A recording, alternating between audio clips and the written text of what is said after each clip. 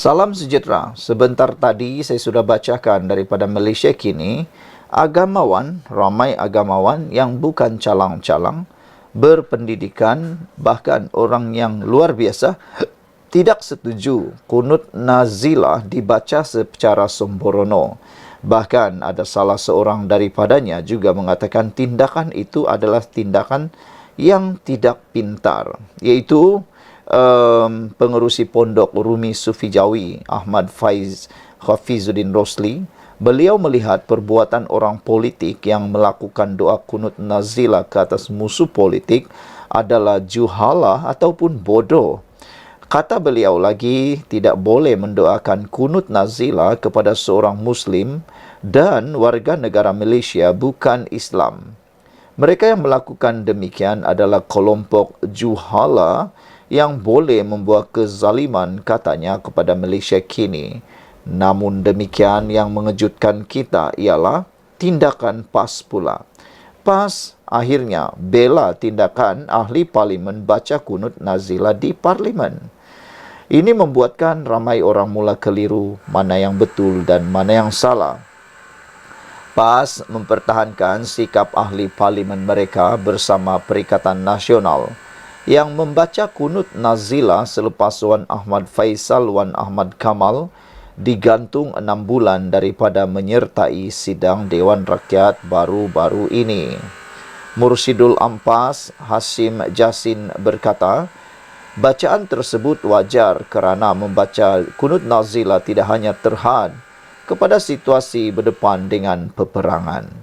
Sebaliknya, kata Hashim, pada pandangan peribadinya, doa itu boleh dibacakan jika ada jemaah Islam yang membawa perjuangan agama ditekan oleh pihak lawan. Bagi saya, katanya, kita boleh doa kunut nazilah atas dasar tertekan. Ini pandangan peribadi saya, bukan pandangan mana-mana mazhab, katanya. Kunut nazilah ini tak merujuk situasi medan perang sahaja.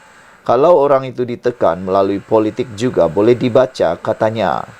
Lagi-lagi yang ditekan adalah kelompok jemaah Perikatan Nasional berjuang membawa syiar Islam, katanya, kepada Malaysia kini hari ini. Netizen mula mempersoalkan beliau. Kata mereka, mengapa beliau kata seperti itu? Adakah dia menganggap parti kerajaan sama ada UMNO, Amanah atau parti yang memperjuangkan Islam yang lain dalam kerajaan? Adakah mereka ini tidak membawa siar Islam? Kata netizen. Adakah hanya PAS dan Bersatu saja yang membawa siar Islam sehingga dia nyatakan seperti itu? Kemarin, ahli Parlimen Pembangkang menyambut keputusan Dewan Rakyat menggantung Wan Ahmad Faisal dengan membaca kunut nazilah. Ia diketuai Zulkifli Ismail PN Jasin yang juga timbalan Ketua Dewan Ulama PAS Pusat. Kunut nazilah adalah amalan berasal dari zaman Nabi Muhammad ketika baginda dan umat Islam diperangi musuh agama. Dalam konteks semasa, doa itu sering dibaca umat Islam bagi mendoakan rakyat Palestin yang terus dizalimi rejim Zionis di Gaza. Sementara itu, Ahmad Faisal yang juga merupakan ahli parlimen Machang mempertahankan tindakan Zulkifli serta ahli parlimen PN yang lain sebagai membela nasibnya. Menyelar kenyataan Menteri Dalam Negeri Saifuddin Nasution Ismail yang menganggap perbuatan tersebut sebagai amalan politik yang melampau, Wan Ahmad Faisal mendakwa doa itu tidak ditujukan kepada kerajaan perpaduan, apatah lagi kepada yang di-Pertua Dewan Rakyat Johari Abdul ataupun Perdana Menteri Anwar Ibrahim. Sebaliknya, kata Wan Ahmad Faisal, ia merujuk pihak yang bersubhat membantu pembunuhan beramai-ramai rakyat Gaza seperti BlackRock yang terpalit dengan Zionis. Doanya bersifat umum, bukan khusus kepada seturut politik seperti yang didakwa Menteri Saifuddin ini, yang menggelupur dan terasani. Kenapa, kata beliau? Sebenarnya siapa yang terasa sebenarnya? Oasis kata, apakah hak Muslim pun akan turut dicabut terhadap pemerintah? Tak boleh memberi salam, tak boleh menziarahi apabila sakit, tak boleh mendoakan kebaikan, tak boleh menguburi jenazah. Bermakna sahlah PAS mengamalkan kaedah kafir mengkafir terhadap orang yang dimusuhinya, kata Oasis. Satu hari nanti akan keluar fatwa halal darah, harta dan kehormatan pula. Ini lebih jelas parah dari IS atau JI yang bergerak secara senyap. Sudah sampai masanya KDN haramkan PAS sebelum makin membarah dalam negara, dakwa Oasis. Dumais HMMI katanya dalam Malaysia kini, yes, PAS is allowed to manipulate any religious teaching to suit the situation. Remember, they have God's ear, katanya. Pepel Tetel kata, nak tegak benang basah wajib berbohong. Tak takut azab Allah. Betul bagi mereka yang ada sifat munafik itu. Pepel Maus pula kata, kunut itu juga boleh dibaca oleh pihak YB kerajaan dituju kepada PAS kerana kerajaan Madani yang ingin memertabatkan Islam diperlekeh, malah dihina, dicari hina oleh PAS dan sekutunya. Sami Velu kata, satu untuk aku, satu untuk engkau, dua untuk aku, dua untuk engkau. Halal bagi UMNO dan semua, haram bagi PAS. Haram bagi UMNO dan semua, halal bagi PAS, kata Sami Velu. Mujahid kata, kalau nak bohong pun biarlah kena tempatnya. Nak baca kunut nazilah pula di parlimen, katanya. Purple Mouse kata, lebay ni perkara mungkar pun dia bela. Benci DAP tapi dia lupa undi DAP lah menyebabkan PAS menang di kawasan pantai barat sewaktu bersama Pakatan Rakyat. Sekian dulu untuk kali ini. Jangan lupa tinggalkan komen anda. Isu ini dipetik daripada Malaysia Kini. Komen-komen itu dipetik daripada komen netizen dalam ruangan komen di Malaysia Kini. Akhirnya, PAS bela tindakan ahli parlimen baca kunut nazilah di parlimen. Tinggalkan komen anda. Bye-bye.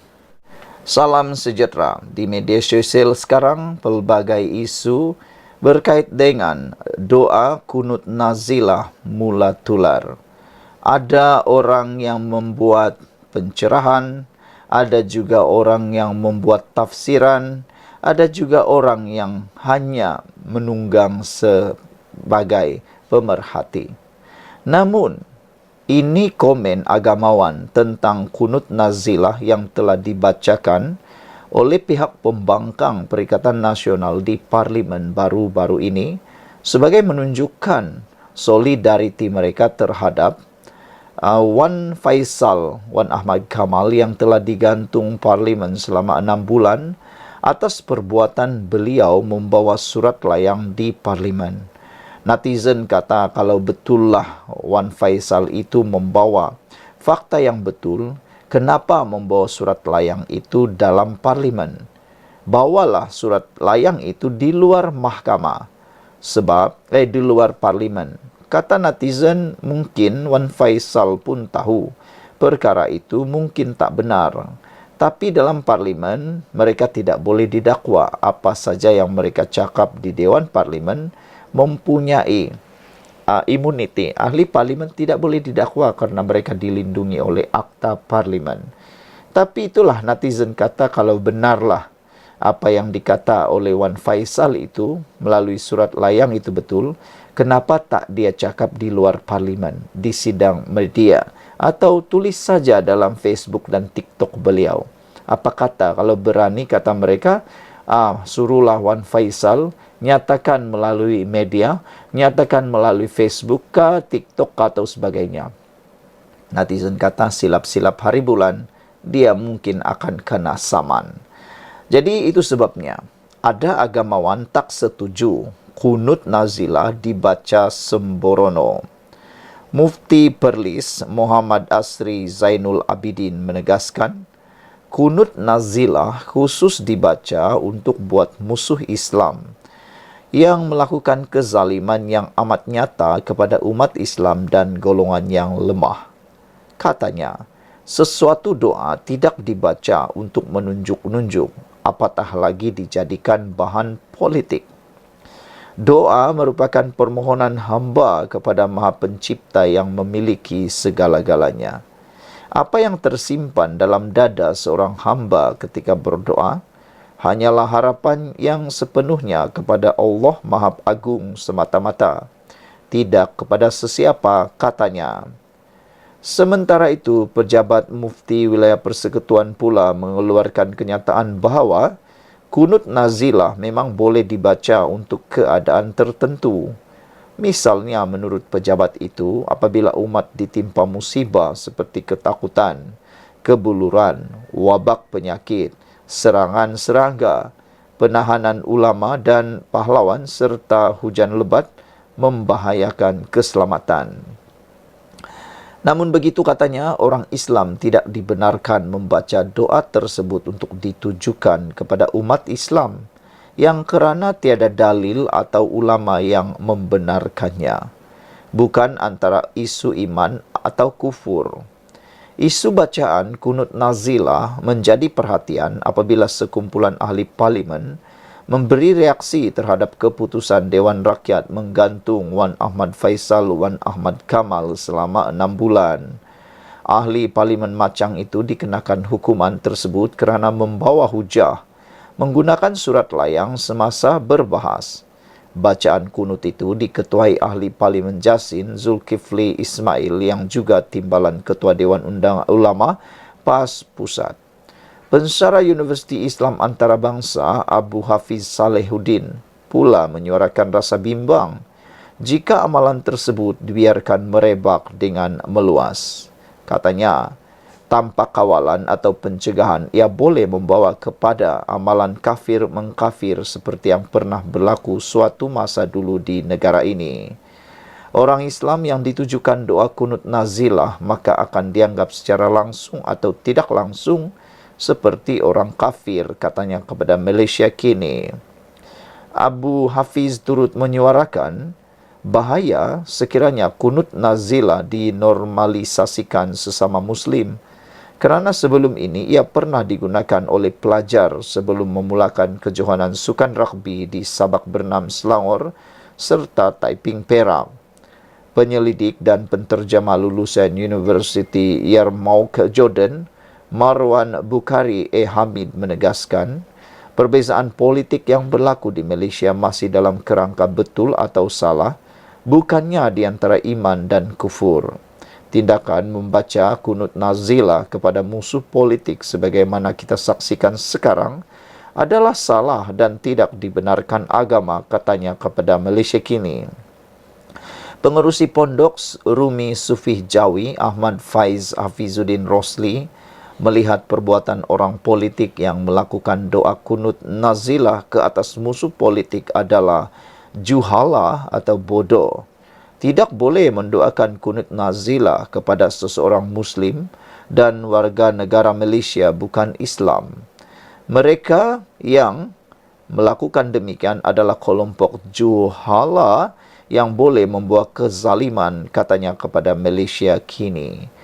Beberapa komen daripada netizen tentang isu ini. Katanya, Green Dove kata, jika begitu maka terpalitlah kerosakan itu kembali kepada pendoa yang memohon kehancuran sesama Islam, kata Green Dove 5626. Yellow Gecko kata, how about Jakim to say it's in interpretation, katanya. Black Panther kata, maksudnya para ahli parlimen PN salah tafsiran. Itu antara komen daripada netizen berkait isu ini. Isu ini akhirnya agamawan tak setuju kunut nazilah dibaca secara sembrono. Apabila pendapat anda tentang doa kunut nazilah ini? Sekian dulu untuk kali ini. Jangan lupa tinggalkan komen anda. Bye. Salam sejahtera. Terima kasih kerana menonton channel Naziling Unity.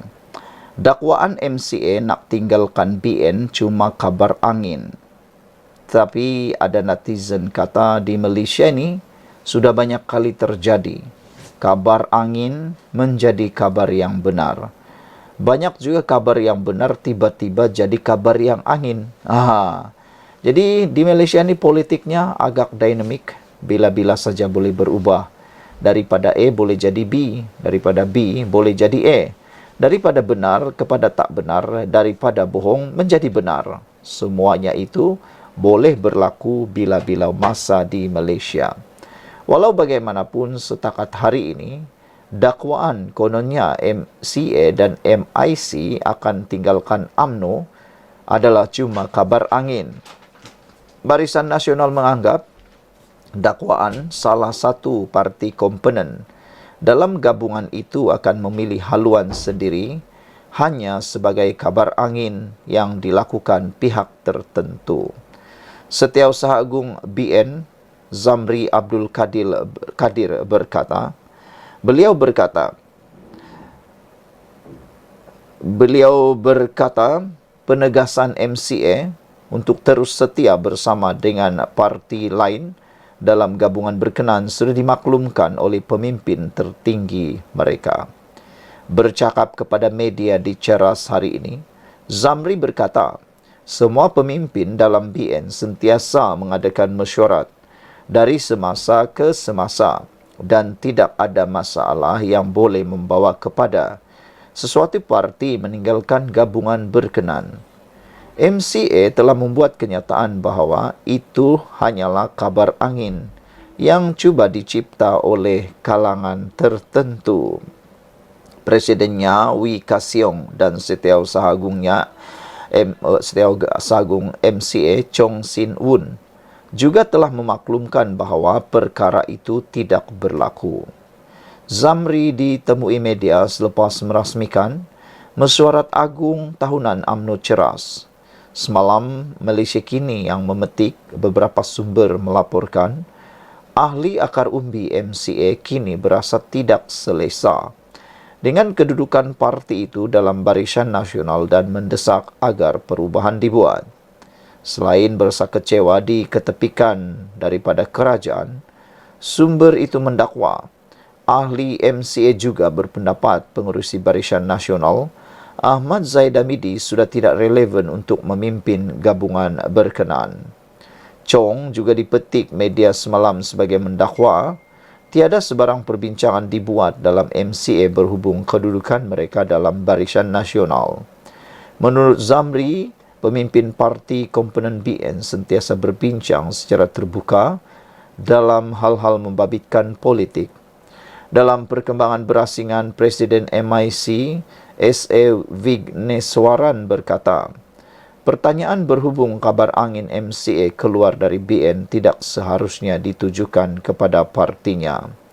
Persoalan itu hanya perlu dijawab oleh MCA, bukan MIC, katanya ringkas kepada Malaysia Kini. Ditanya jika dia akan menghubungi Presiden MCA mengenai perkara itu, Vigneswaran berkata, sudah tentu saya akan berbuat demikian. Bagaimanapun dia enggan mengulas lanjut mengenai perkara itu sambil menambah, sebarang perbincangan akan dibangkitkan secara dalaman dalam Barisan Nasional. Sekian untuk kali ini. Jangan lupa tinggalkan komen anda, tekan butang subscribe. Salam sejahtera. Ini pendedahan terkini berkait dengan adun Rembia yang telah lompat parti menyertai PAS yang disahkan sendiri oleh Setiausaha Agung PAS Taqiyuddin Hassan. Akmal Saleh, pemimpin parti UMNO, Ketua Pemuda UMNO menyatakan pampasan 100 juta.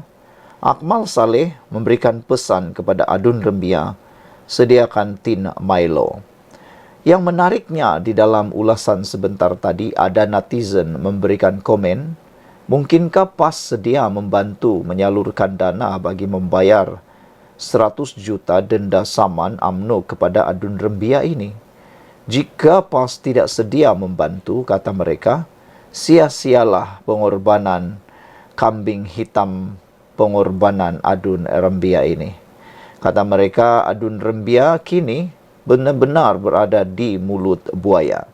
Sebelum ini, kata mereka, bagus-bagus hanya digantung daripada UMNO dan tidak ada apa-apa yang kerugiannya, tidak dipecat, maupun tidak kehilangan kerusi apalagi didenda 100 juta. Kini beliau memilih untuk masuk ke dalam mulut buaya. Kini menjadi persoalan siapa akan bakal tolong beliau. Nak minta tolong dari UMNO, minta maaf, tiada yang nak tolong. Nak meminta tolong daripada Pakatan Harapan kembali semula kepada PKR, jauh sekali nak dapat diterima semula. Nak minta tolong dengan abah kau pun tak boleh. Nak minta tolong dari Atok pun mungkin tak boleh langsung lagi. Jadi ini yang dikata, pergi ke mana-mana pun tersepit.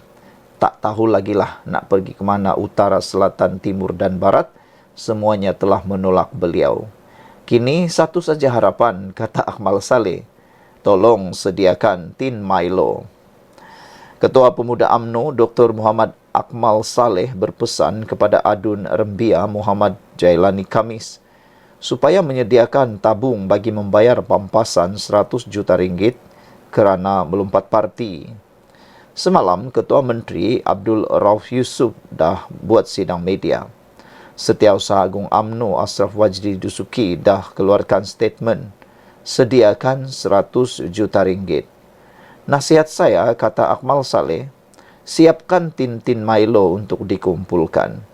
Katanya kepada pemberita selepas merasmikan mesyuarat perwakilan UMNO Subang di bangunan UMNO Selangor hari ini.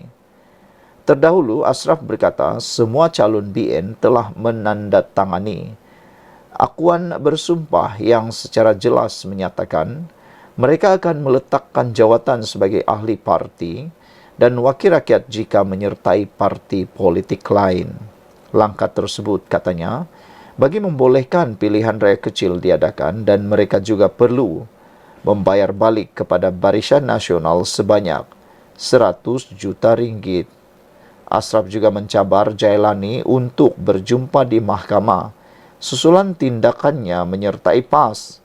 Pada 16 Julai lalu, PAS mengumumkan bahawa Jailani yang digantung 6 tahun daripada UMNO telah menyertai Parti Islam itu sejak Jun tahun lalu. Setiausaha Agung PAS Taqiyuddin Hasan berkata, penyertaan Jailani ke dalam PAS tidak akan menjejaskan kedudukan Adun terbabit kerana Dewan Undangan Negeri Melaka belum menguatkuasakan undang-undang anti lompat parti semasa Jailani menyertai parti itu. Dalam perkembangan lain, Ketua UMNO Subang Ahmad Azhar Abu Hanifah yang turut hadir pada majlis dirasmikan Akmal hari ini berkata, dia akan membentangkan usul khas mendesak pelantikan Ketua Pemuda parti itu sebagai Menteri Kabinet. Ini kata Ahmad, Ketua Pemuda UMNO tidak diberi mandat untuk menerajui jawatan menteri atau timbalan menteri selama 2 penggal berturut-turut. Kita minta jawatan ini bukan atas kapasiti Dr. Akmal, tapi atas kapasiti Pergerakan Pemuda UMNO Malaysia. Bagi saya selaku Ketua UMNO bahagian, dah 2 penggal Ketua Pemuda tak diberi ruang dan peluang untuk galas jawatan menteri dan timbalan menteri. Rakyat nak lihat muka baru, suara baru, the new upcoming leader. Ya, saya yakin Dr. Akmal calon sesuai dan calon pewaris yang perlu diangkat suara UMNO dalam kabinet untuk semak dan imbang, katanya. Ahmad, bekas ahli Majlis Tertinggi UMNO, turut menggesa perwakilan saya pemuda parti itu di seluruh negara untuk mengemukakan usul berkenan dalam mesyuarat mereka yang akan datang. Sebagai maklum balas, Akmal berkata dia tidak bersetuju dengan usul itu dan terpaksa menolaknya. Sambil merakamkan penghargaan atas sikap dan niat di sebalik usul itu, Adun Merlimau berkata objektifnya untuk memulihkan UMNO supaya mendapat keyakinan rakyat. Tujuan saya adalah kembalikan UMNO di hati rakyat. Jadi menteri ini, tengoklah bila UMNO dah menang dan memerintah secara majoriti baru saya fikirkan. Setakat hari ini tak ada, kata Akmal. Di sebalik penolakan Akmal, Arman menegaskan dia akan terus membawa usul itu ke peringkat tertinggi. Saya akan bawa terus usul ini dan diluluskan. Tak salah kalau Akmal diberikan peluang jadi Menteri Kabinet atas persetujuan Perdana Menteri, kata Arman.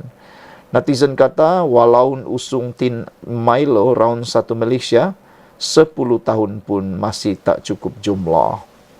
Sekian untuk kali ini. Jangan lupa tinggalkan komen anda, tekan butang subscribe. Bye-bye. Salam sejahtera. Dalam bulan Julai ini, Malaysia sangat cemerlang. Kepimpinan Anwar Ibrahim sangat cemerlang. Daripada faktanya, memang tak boleh dinafikan.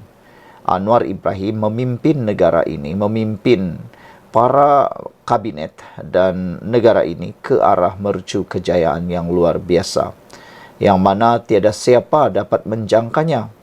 Lebih daripada itu, ada orang luar daripada negara luar, penganalisis politik, juga ahli-ahli ekonomi yang bijak pandai dari luar negara, terperanjat dengan pencapaian Malaysia pada bulan Julai ini.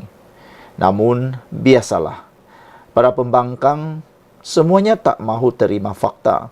Yang mereka terima ialah persepsi. Yang mereka terima ialah auta. Yang mereka terima ialah cakap-cakap kabar angin yang tiada fakta langsung. Yang mereka suka ialah surat layang.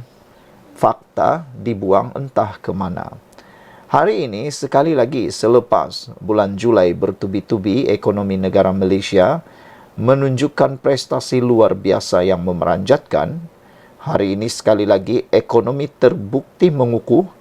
Akhirnya pedas pesanan Rafizi buat Walaun.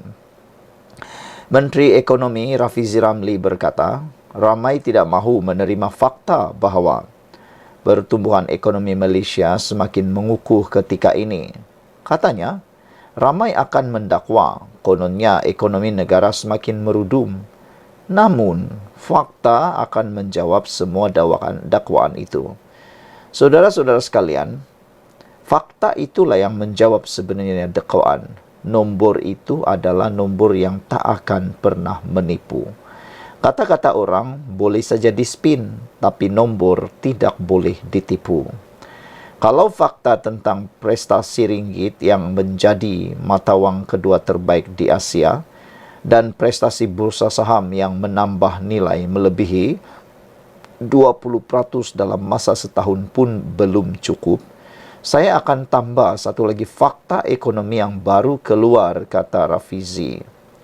Hari ini, iaitu Jumaat 19 Julai, Jabatan Perangkaan Negara DOSM mengeluarkan anggaran awalan atau Advance Estimate angka pertumbuhan ekonomi negara bagi suku kedua dari April hingga Jun 2024, katanya di media sosial. Ekonomi Malaysia diramal tumbuh 5.8% bagi suku kedua tahun 2024 berbanding suku yang sama tahun lepas. Prestasi baik ini, kata Rafizi, dijangka akan terus mendorong pengukuhan nilai ringgit dan kenaikan pasaran saham selain terus menarik pelaburan yang mewujudkan peluang pekerjaan baru kepada rakyat. Namun katanya, kita akan sering terdedah kepada risiko pembodohan di media sosial yang mengatakan ekonomi negara merudum. Tetapi fakta-fakta ini membezakan antara mereka yang menghormati ilmu dan mereka yang memalingkan muka dari ilmu. InsyaAllah ekonomi negara akan terus mengukuh. Tetapkan hati kita untuk sama-sama menyumbang membina semula ekonomi negara, kata Rafizi. Jangan marah bila data menunjukkan ekonomi semakin mengukuh. Pesan kawan saya dari utara, panas tak apa, jangan koyak, katanya lagi. Sekian untuk kali ini. Jangan lupa tinggalkan komen anda, tekan butang subscribe. Bye-bye. Salam sejahtera. Mereka dah makin melampau. Ini pula yang terjadi selepas isu doa kunut nazilah di parlimen yang dikatakan oleh ahli parlimen dan juga Menteri Keselamatan Dalam Negeri sebagai melampau. Ini pula perbuatan yang turut disebut sebagai melampau oleh Aiman Atira, yang mana beliau kata adalah satu tindakan melampau mengaitkan beliau dengan arak, dan kini beliau tuntut supaya perkara itu ditarik balik dalam masa 48 jam. Seorang individu bertindak melampau apabila cuba mengaitkan Timbalan Menteri Perumahan dan Kerajaan Tempatan KPKT Aiman Atira dengan sebuah jenama minuman keras iaitu Tiger. Aiman Atira dalam satu kenyataannya hari ini menuntut individu tersebut menarik balik hantaran tersebut dalam tempoh 48 jam dan berhenti menyebarkan fitnah.